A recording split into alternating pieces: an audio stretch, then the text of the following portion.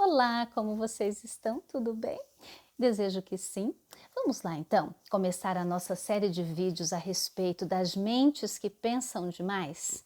Se você se identificou, se você está aqui com a gente, é porque esse título de alguma forma fez sentido para você. Eu tenho uma atividade que eu realizo no consultório, onde tem uma série de sentenças em que as pessoas completam as sentenças. E é muito comum, num espaço onde tem eu penso, onde o objetivo é que a gente possa discorrer sobre os pensamentos que passam na nossa mente de uma maneira bastante fluida, é muito comum estar escrito lá, eu penso demais. Você é uma pessoa que a sua mente não para? Você é uma pessoa que está pensando nas coisas, remoendo as coisas, obsessivamente ligada e pensa o tempo todo e não consegue se desligar? Ok, vamos entender um pouco o que isso significa. Bom, primeiramente a gente sabe que a sede do nosso pensamento é o nosso cérebro e toda a sua complexidade, não só na sua neurofisiologia, né, na sua neurobiologia, em todas as suas questões mais intrínsecas, né, tanto das suas funções gerais do nosso corpo, como das funções mentais também, de atenção, de memória, de raciocínio, todos esses fatores que compõem esta máquina tão importante. Mas não é disso exatamente que a gente vai falar, o que a gente quer trazer nesse momento é a reflexão sobre a forma como você pensa, né? Se, como dizia Descartes, eu penso, logo existo, então como é a minha existência? É através do nosso pensamento que nós vamos pensar na gente como ser. Nós vamos pensar no que somos, no que queremos, no que desejamos, no que almejamos, né? Tudo isso faz parte do nosso sistema, do nosso complexo sistema de pensamentos. Mas e quando a nossa mente passa a pensar demais? A gente tem aqueles pensamentos muitas vezes repetitivos, né? Muitas vezes intrusivos. Eu não quero pensar nisso, mas aquilo não sai da minha cabeça. Eu não consigo me desconectar, eu não consigo parar de pensar nisso. Eu penso nisso o tempo todo.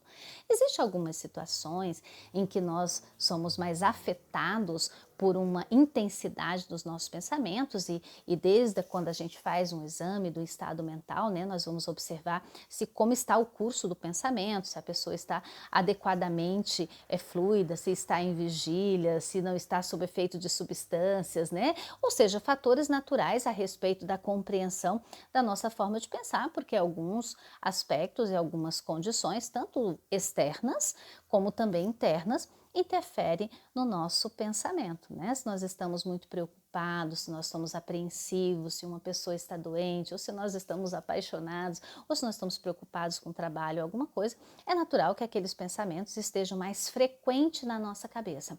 Eles são de curso natural da vida. Mas e aqueles pensamentos que são intrusivos? E aqueles que a gente não quer pensar, mas eles ficam insistindo na nossa cabeça, né? Eles ficam martelando na nossa cabeça.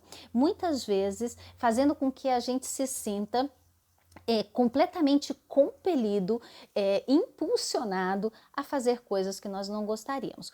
Como, por exemplo, comer alguma coisa que você abriu há pouco, sei lá, uma caixa de chocolates, uma caixa de biscoito ou um pote de sorvete, e aquilo fica martelando na cabeça, tipo assim, me coma, venha, tô aqui. Aí você pensa, gente, eu vou acabar logo com isso para eu me ver livre dessa tentação e dessa martelação na minha cabeça. Aí a pessoa vai lá e devora o pote de sorvete, acaba com um pacote de bolacha, extermina com a caixa de chocolate. Mas depois disso vem toda a repreensão da culpa. Aí você vai ficar culpado. Eu não deveria ter feito, eu não deveria ter comido, isso não está certo, né? Ou se você quer fazer alguma coisa e você está assim morrendo de preguiça e você começa a procrastinar as suas coisas, você não, depois eu faço, não, depois eu faço, outra hora eu faço, depois eu resolvo e assim aquilo vai ficando para depois. Porém, você deixa para depois, né? Porém, você fica se martirizando, você fica se cobrando, você fica se chicoteando, se culpando. Essa culpa ajuda? Não, essa culpa não ajuda. Essa culpa resolve? Essa culpa também não resolve. né? Aqueles pensamentos que chegam e te invadindo, martelando, não vão te ajudar em nada. Então, como fazer para que esses pensamentos não sejam tão devastadores, tão incômodos, tão difíceis da gente manejar? Pensar, eu costumo brincar, é como comer, né? Como beber, tem que ser com moderação. E o que eu quero dizer com isso? É fundamental nosso raciocínio, nosso planejamento, nosso sistema de atenção, de memória, que faz com que a gente aprenda, que faz com que a gente execute os nossos aprendizados. Tudo isso é absolutamente natural, importante e necessário. Mas às vezes os nossos pensamentos descarrilham e nós passamos então a ter um volume de pensamentos como uma certa ventania, né? São muitos pensamentos martelando na minha cabeça e eu acabo não conseguindo dar conta deles.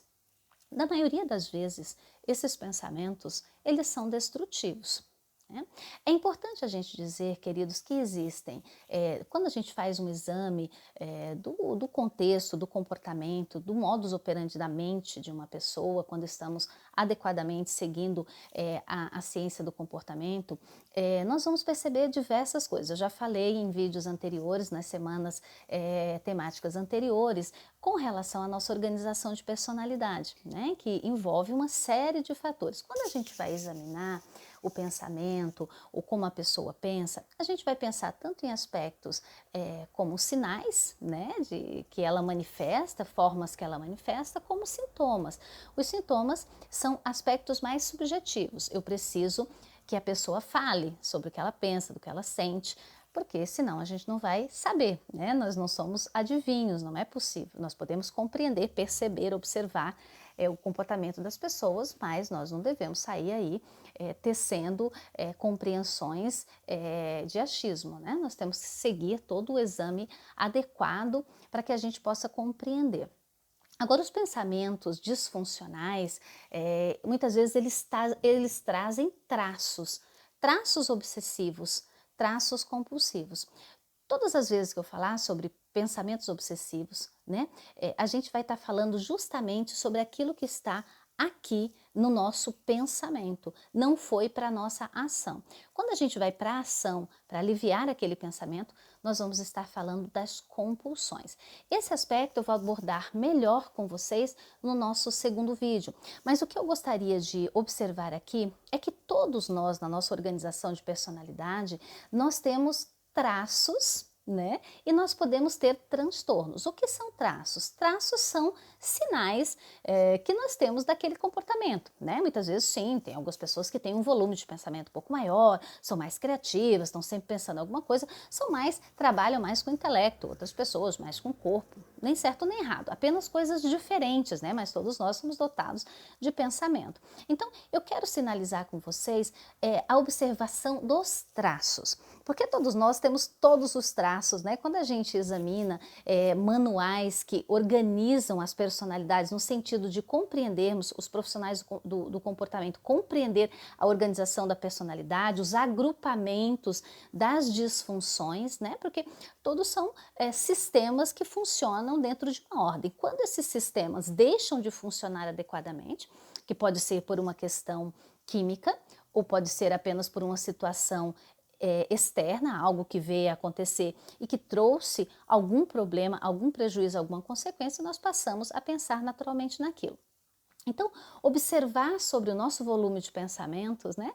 Os pensamentos que eu tenho, eles são normalmente intrusivos, invasivos, desconfortáveis, incômodos. Eu não gostaria de tê-los, eu não consigo, pela força da minha vontade, fazer com que aqueles pensamentos me deixem. Então, a gente começa a perceber que talvez a gente possa ter um volume de pensamento muito grande e a nossa mente começa a pensar demais. Isso tem a ver com ansiedade. Muitas vezes nós falamos de ansiedade, nós falamos a respeito de uma série de sintomas que já são bastante debatidos a respeito da ansiedade, mas nós acabamos muitas vezes não prestando atenção numa manifestação da ansiedade, que é muito importante mesmo, que é a questão dos pensamentos e como que eles funcionam, como que eles direcionam. Eu gosto muito de uma frase que diz assim, você não pode mudar o vento, mas você pode mudar a direção das velas. É mais ou menos isso. A gente não pode acabar com os pensamentos, não existe isso, o pensamento é um fluxo natural, mas a gente pode mudar a direção deles. Te espero para o próximo vídeo para a gente continuar conversando sobre esse assunto. Um beijo, até lá!